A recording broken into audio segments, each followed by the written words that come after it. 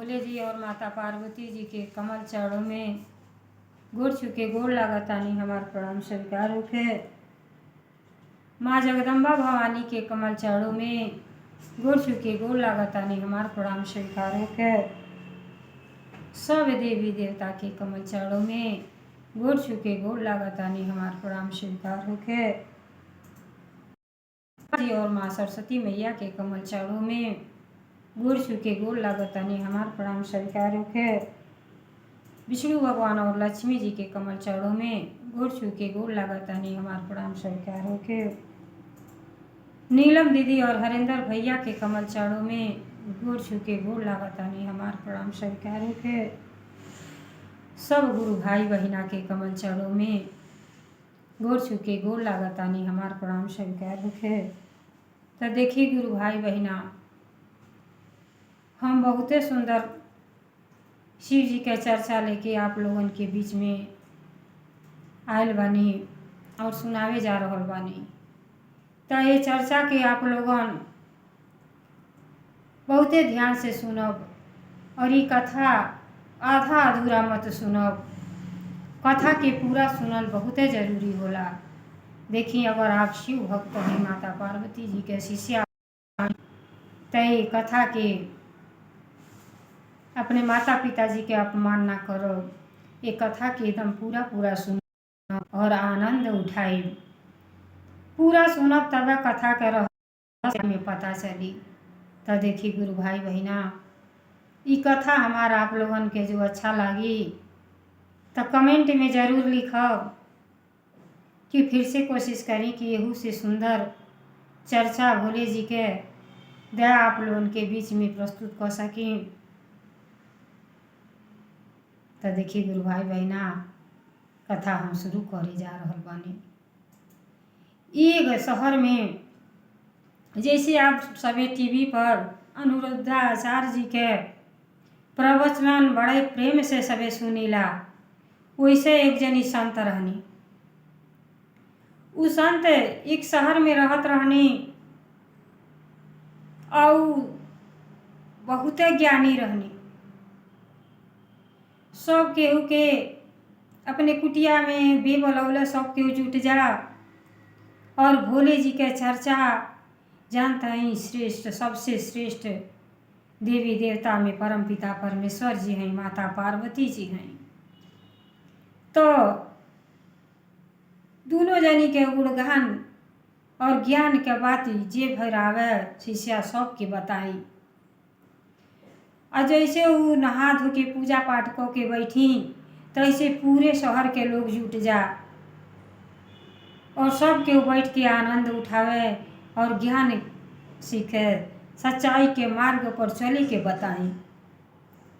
लेकिन देखिए गुरु भाई बहिना, संत जी रहत रहनी। जौने शहर में संत जी रहत रहनी, तो सड़क के पार संत जी रही, उत्तर साइड में संत जी रही और दक्षिण साइड में एक ठो बेस्या रहली। वो शिव भक्त रहली। वो वही क्वार्टर लेके बगलिए में रहत रहली। तो जैसे संत जी उठी और अपने कुटी के साफ सुथरा करी कि साफ हो को के नहा धो के पूजा पाठ कर शुरू करी कि को के अस्थिर हो जाई, तो सब मनुष्य जितना लोग बा, भोले जी के जितना शिष्या बा, जी आए थे कि ज्ञान के बात ही हम सिखाए, सबके ज्ञान के मार्ग पर चली। और जो बेस्या रहली, वो बेचारी अपने घर के वही टाइम 4 बजे उठ के सर सजावट करे लगे, नहा धो के और बड़ा भक्ति भाव से भोले जी के एक लूटा जल दें और मन से एकदम मन साफ को के और भोले जी से आराधना करें कि हे भोले जी, हे माता पार्वती जी, ना जाने कौने कर्म के कुकर्म के पाप हमके ये जन्म में भुगते पड़ता कि इतना सुंदर शरीर देहनी हमके, लेकिन नरक में भेज देले बानी। लेकिन हे भोले जी, मैं हम आपसे दया के भीख मांगतानी कि हम अगला जन्म जौन मिले वो अच्छा परिवार में मिले, ताकि भक्ति भजन कर सकी, अपने करतीन कुछ पुण्य कमा सकी। तो देखी गुरु भाई बहना, उ मन से भोले जी के भक्ति करें, और जब भक्ति उक्ति करें तो उठे जौन उनका काम रहे, सज धज के तैयार हो जा और वही नरक में चल जा। तो जौन ही महात्मा रहना अनिरुद्धाचार्य जी, वो शरीर से तो प्रवचन कहें, लेकिन जौन उनका मन रहल, जैसे उठे तैसे वो वेश्या के और उनका नजर चल गई। जैसे देखला उनके तो वो इतनी अति सुंदर रहली, ऐसा भगवान जी रूप देले रहनी कि जे देखे ते ही मोहित हो जा।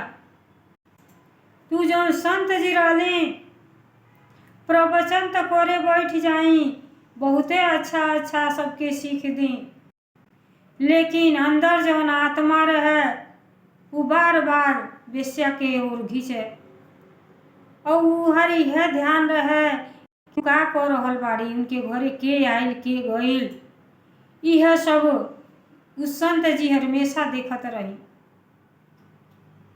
देखते देखते एक दिन का भइल गुरु भाई बहिना, उ जौन वेश्या रहली उहो आ गईली। ओ दिन नाइट खाली रहली तो सोचली कि आज चली हमहू प्रवचन संत जी के सुनी आई। अब जैसे गईली, सोमवार के दिन रहल, काहे से भक्ति तो बड़े प्रेम से करें, का जानी कौने जन्म के पाप कैले में रहत रहली, बहुत मजबूरी बस रहत रहली। कहते हैं जब एक बार कौनो स्त्री के गलत केहू को दे तू समाज के धिक्कारते रहेला कि कोई जगह ना मिलेला। बहुत कोशिश कैली कि ये नरक से हमके छूट जा, कि हम कहीं कमाई धमाई और अपन 2 वक्त के रोटी इज्जत से, लेकिन कहीं उनके सम्मान ना मिले।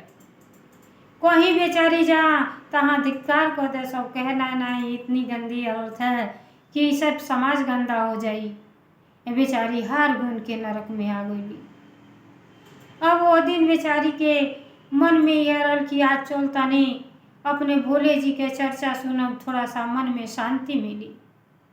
तो देखी गुरु भाई बहन अली और संत जी के प्रवचन जब सुनत आड़ी, तो संत जी शरीर से तो प्रवचन सुनावत हैं, लेकिन ध्यान हो वेश्या पवा।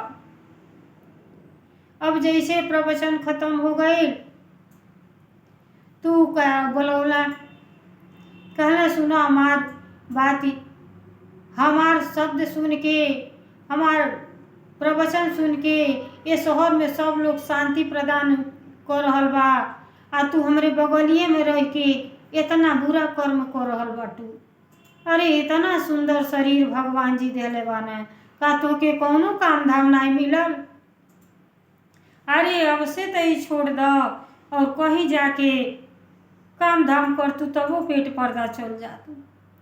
अब बेचारी कैसे कैसे ये बात कहें गुरु भाई बहना, आँख उनका ढकडिया गई। कहली कि देखी संत जी, हम हर कोशिश कर रही, लेकिन हम जहाँ जाली के प्रताड़ित होके सब निकाल देला, या तो अपमानित हो जा। तो जाई तो कहाँ जाई, जब मनुष्य के शरीर बिनल बा तो जिए खाए के कुछ तो उपाय करही के है। अब संत जी कहले ऐसा भाई काम छोड़ दो, ई काम छोड़ के कहीं काम के तलाश करो, और वही से पेट पर्दा चलाओ, ये तो काम अच्छा नहीं है। कहली ठीक है कहतानी, अगर कहतानी तो हम छोड़ देतानी। और जब छोड़ देली, जौन कुछ रुपया पैसा रखले रहली, कुछ दिन तो खर्चा बर्चा चलल, लेकिन देखी बिना स्वार्थ के केहू कोनो चीज ना करेला। अब बेचारी भूखन छपटियाए लगली, प्यास से तड़पे लगली, केहू भिखियो मंगले बेचारी के ना दे। फिर संत जी के पास अली, कहली आप तो कहनी कि सब काम छोड़ दो, अपने कहीं जैतो बानी तो सब भगा देता कि ये तनी खराब औरत आइए हमरे समाज में, ये तो सारा समाज गंदा हो जाई। तो हम जाई तो कहाँ संत जी आप हमके कोनो ऐसा ज्ञान बताई कि हमार उद्धार हो जा। अब हमें जिंदगी से तंग आ गइल बानी। अब संतो जी तो करें तो का करें, अब वो चुप हो गई ना। अब बेचारी गईली अपने घर में किराए के। अब मान ली किराया के घर में रहत रही तो किरायो तो देवे के है। अब जब वो गईली घर में तो किराएदार जन मालिक रहना वो आ गई ना। कहले अरे 2 महीना हो गई हमार भाड़ा ना देलू, तू ऐसे बा हमरे घर में से निकल जा। ये घर वैसे ना बनल बा, बड़ी परिश्रम कैले के बाद हम घर तैयार कैले बानी। अब बेचारी के मन तो बहुत दुखित भइल। फिर भोले जी से अर्जी लगौली, दया मांगे लगली कि हे पिताजी हमके सही मार्ग बताई, हम का करी। कोनो रास्ता नजर ना आई। फिर अपन वह काम शुरू कर दिली। आज जैसे काम शुरू कैली ती जन संत जी रहनी जे भर उनके घरे आवे ते ठो ढेला गिन के रख दी कि आज फला मनई अल हैं, तो 10 आदमी अल हैं, 5 आदमी अल हैं। ये एकदम ध्यान संत जी के उबेसिया के घर पे लगल है। प्रवचन शरीर से करे, मन तन सुन के। अब ऐसे करते करते गुरु भाई बहिना समय बीतत गई और जवन बेस्या रहली अस्वस्थ हो गईली। जब शरीर काम कोई छोड़ देले तो बेचारी के मृत्यु हो गई। आ देखी सौभाग्य ऐसा कि जहिया वेश्या के मृत्यु भइल वही दिने संत जी के भी मृत्यु हो गई। अब जब जैसे दोनों जनी के मृत्यु हो गई तो जब यमराज है ना तो जौन बेस्या रहली उनकी शिव धाम में पहुंचा देना। आ जौन संत जी रहना वो नरक में चल गए ना। तो देखी गुरु भाई बहिना ये तो गांधी जी भी बता गए कि केहू के मुंह से ना बुराई करी, ना आँख से देखी आ न कान से सुनी। जितना जवन बुरा आदमी बुराई करेला ओके देखले से उतना ही पाप लगेला जितना वो बुरा आदमी रहेला। तक केहू के बुराई के पीछे ना जाए के चाहिए। वो का करता ओके जीवन में का ओके अच्छा लगता ओके उहे करे दी। अपने आत्मा के सजा के रखी, भोले जी में मन के लगा के रखी। तो देखी गुरु भाई बहिना एक कथा से तो यह सीख मिलेला कि भक्ति कबो भी करी दिखावा के भक्ति ना करी। मन से जे मन से अपने पिताजी और माताजी के शरण में जाला ओकर उद्धार हो जाला, सारा पाप नष्ट हो जाला। अपार कृपा करेनी जौन की केहू सोचले ना हुई। अब देखी संत जी जब नरक में गईली तो बहुत पश्चाताप करे लगनी। अब स्मरण कैनी भोले जी के कि हे पिताजी जब से हम मनुष्य के शरीर पौनी तब से हम अपने सेवा में आपके लगा देनी और सत्य मार्ग पर चलनी, सबके अच्छा सीख देनी, प्रवचन कैली, कीर्तन भजन कैली। लेकिन हमके बदले में का मिलल? नर्क। काहे खातिर हमके नर्क मिलल? हम तो कहनो ऐसन गलती नहीं कैले। बार बार भोले जी के और माता पार्वती जी के कोसे लगनी कि हमरे साथे आप हमके गलत कर देनी। वो हमरे आँख के सामने बेस्या इतना गलत काम करत रहली तो उनके शिवधाम में पहुंचा देनी। तब तो का करी? देखी भोले जी तो इतना दयालु हैं, इतना दयालु कि जब भक्त के इतना बात सुननी तो तुरंत आके अपने दर्शन देनी और कहनी कि हे महात्मा जी, हे आचार्य जी, आप सुनी और आँख से देखी कि जौन आप शरीर से भक्ति कैले रहनी, जौने शरीर से सबके ज्ञान देले रहनी, वो शरीर के सजा के आपके समाधि गांव वाले बनावत हैं, शहर वाले समाधि बनावत हैं। और जब तक सब जी तब तक आपके पूजी। आप तो भक्ति तो शरीर से कैले रहनी, ले आपके नाम युगो युगो तक रही, लेकिन मन जौन रहल, मन पवित्र नहीं रहल। एकरे वजह से आपके नरक में गए। और वो जौन वेश्या रहली, वो पूर्व जन्म के पाप कैले रहली।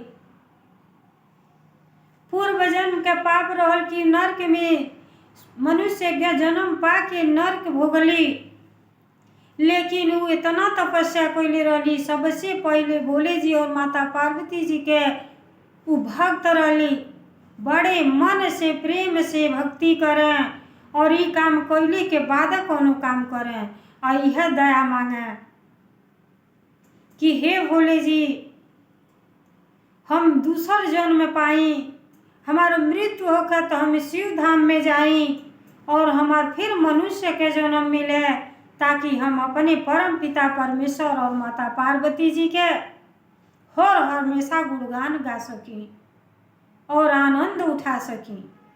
तो देखी उनकर जौन मन रहल वो बहुते साफ रहल। एकरे वजह से वो बेचारी शिव लोक में गईली। और जौन शरीर रहल, जौन नरक में गई काम करत रहली, वो आप जाके देख ली कि अगल बगल के केहू ना छुअता, वो शरीर के केहू हाथ ना लगावता। शरीर में कीड़ा पड़ गईल बा, सारा जौन है गिद्ध कौआ खा के अघाता ना। तब जब संत जी वहां से अपन ध्यान लगा के जब देखो तानी, तो सब सत्य बात बा कि उनके शरीर के केहू हाथ ना लगावल, सड़ गईली वही चील कौआ खाता। काहे खातिर शरीर से तो नरके कैले, लेकिन मन उनकर साफ रहल, तो मन शिव धाम में पहुँच गई और मनुष्य के जन्म फिर पौली। आई जौन संत जी रहनी, इस संत जी के शरीर के सब समाधि बना के गुरु भाई बहना और सब के शहर गांव के लोग पूजता कि ये महात्मा जी कितना सुंदर रहनी हुई, सबके कितना अच्छा सीख देत रहनी है, बहुते पूजा पाठ करत रहनी है। तो वहाँ के नाम युगो युगो तर अमर कर दिहल, सब समाधि बना दिहल। तो देखी गुरु भाई बहना, मनुष्य के जन्म पोले बानी, तब मन से तो जरूर भक्ति करी। मन और शरीर में बहुते फर्क होला। हम दिखावा ना करी और केहू के बुराई ना करी, हमेशा अच्छाई के रास्ता पर चले के सीखे के चाहिए। जब हम अच्छा से रहो, हमके कोनो प्रकार के विपत्ति संपत्ति संकट कबो आइए ना सकेला। तो देखी गुरु भाई बहना, जैसे वेश्या होकर अपने मन के ऐसा भोले जी और माता पार्वती जी में लगा देली कि शिव धाम में पहुँच गईली। तो शरीर कैसे होखे, चाहे करिया हो या गुरहर हो या क्रूप हो, अगर मन पवित्र बा तो भोले जी के धाम में तो पहुँची जाई और भोले जी के दर्शन तो होबे करी। तो देखिए गुरु भाई बहना, अगर ये कथा हमारा आप लोगन के अच्छा लगल हुई, कमेंट में जरूर लिखा, हमरे भोले जी के नाम हर हर महादेव जरूर लिखा और हमरे विधाता ज्ञान चैनल के सब्सक्राइब कर दे, ताकि यहू से सुंदर हम भोले जी के कथा आप लोगन के बीच, ज्ञानवर्धक कथा आप लोगन के हम सुना सकें और आप सभी सुन सकें। हर हर महादेव, घर घर महादेव।